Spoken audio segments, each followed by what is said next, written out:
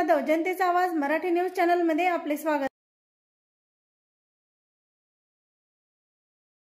लोकसंख्या किती याचा काही अभ्यास केला गेला नाही आणि हे झालं 9 एप्रिल 1965 ला।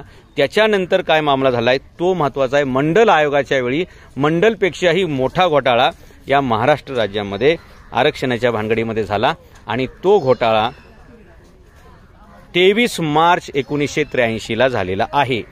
मराठ्यांच्या इतिहासातील सर्वात मोठा काळा दिवस किंवा मराठ्यांचा गळा घोटणारा दिवस, जालियनवाला बागमध्ये जनरल डायरनी जे हत्याकांड केलं त्याच्या हजारो लाखो पटींपेक्षाही मोठा जर कोणी हत्याकांड केला असेल तर ते 23 मार्च 1983 ला शरद पवार यांनी केलं।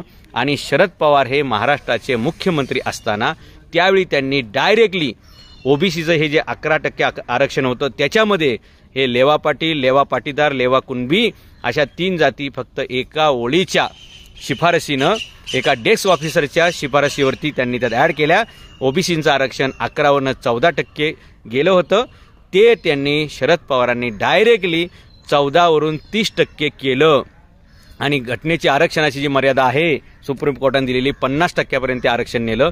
म्हणजे जे आरक्षण ऑलरेडी त्यांना 11% दिलं ते 14 वरती नेलं आणि राहिलेलं जे 16% मराठ्यांच्या हक्काचं बाकी होतं ते सुद्धा शरद पवारांनी ओबीसींच्या घशामध्ये घातलं। आणि 1982 ला 83 ला 23 मार्च सगळ्या मराठ्यांनी लिहून ठेवा ही तारीख, 23 मार्च 1983 हा मराठ्यांच्या इतिहासातील सर्वात मोठा विश्वासघात आणि पाठीमध्ये खंजर खुपसणारा कार्यक्रम झाला। आणि म्हणून मी जे पूर्वीपासून सांगतोय की मराठ्यांच्या पराभवाला, मराठ्यांच्या परिस्थितीला आणि मराठ्यांच्या दुर्गतीला जर जबाबदार कोण असतील तर मराठा राजकारणी आहेत आणि त्याच्यामध्ये सगळ्यात मोठं नाव आहे शरद पवारांचं।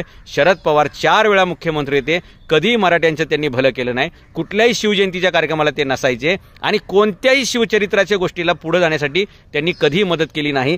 जन्मभर त्यांनी ओबीसीचा दाखला वापरला। त्यांच्या निवडणूक आयोगाच्या कागदपत्रांसमोर तुम्हाला हिंदू माळी, हिंदू धनगर, हिंदू तेली असं काय दिसत नाही, हिंदू पण दिसत नाही, फक्त ओबीसी असं दिसतं मित्रांनो। आणि या माणसाने ओबीसी सर्टिफिकेट स्वतः वापरलं, ओबीसीचे स्वतःमध्ये नोंद केली आणि आयुष्यभर मात्र मराठ्यांना मराठा आहे असं म्हणून फसवलं मित्रांनो।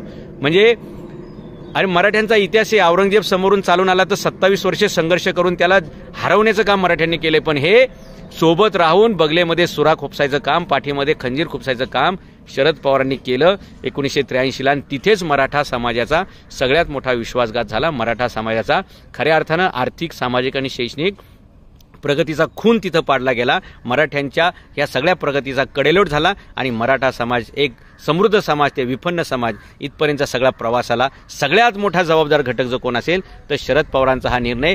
जो मराठ्यांच्या वाट्याचं 16% आरक्षण होतं ते सुद्धा त्यांनी या ओबीसींच्या घशामध्ये घातलं आणि जे पहिलं 11% दिलं तर त्याचीही जनगणना नव्हती, त्याच्यानंतर आणखी जे 4% वाढवलं त्याचीही जनगणना नव्हती आणि कोणतीही जनगणना नाही, कोणत्याही आयोगाची शिफारस नाही, कोणत्याही प्रकारचे कायदेशीर त्याच्यामध्ये बॅकअप नसताना एकतर ओबीसीना 100% आरक्षण, 11% लोकसंख्या असताना 10% आरक्षण आणि त्याच्यानंतर डायरेक्ट 14 वरून 16% वाढवून 30% केलं गेलं। म्हणजे जे मराठ्यांच्या हक्कांचं होतं ते मराठ्यांना अजिबात त्यांनी शिल्लक ठेवलं नाही। आणि आता जो वाद उभा राहिलेला आहे तो हाच वाद आहे की मराठ्यांना कुणबीमध्ये घेणं, ओबीसीमध्ये घेणं आणि आरक्षण देणं जे त्यांच्या हक्काचंच आहे।